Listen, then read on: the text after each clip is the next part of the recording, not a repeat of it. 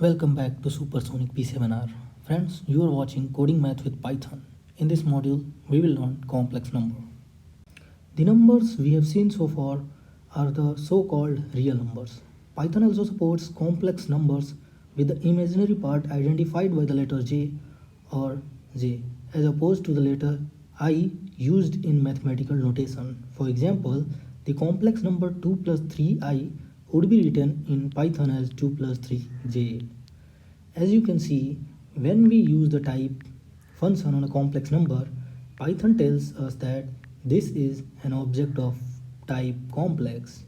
You can also define complex numbers using the complex function. A is equal to complex.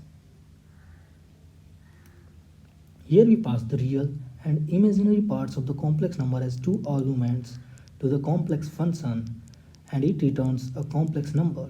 You can add and subtract complex number in the same way as real numbers.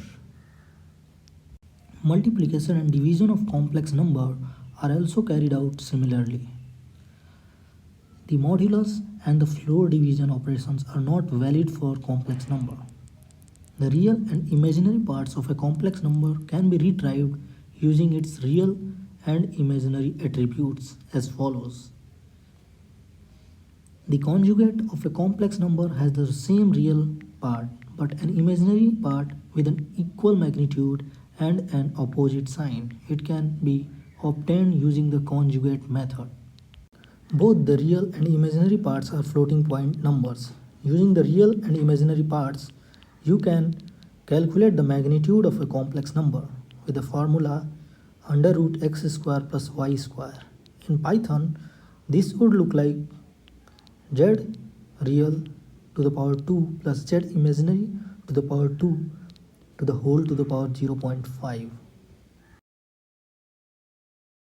A simpler way to find the magnitude of a complex number is with the absolute function. The absolute function returns the absolute value when called with a real number as its argument. For example, absolute z. However, for the complex number, it returns the magnitude.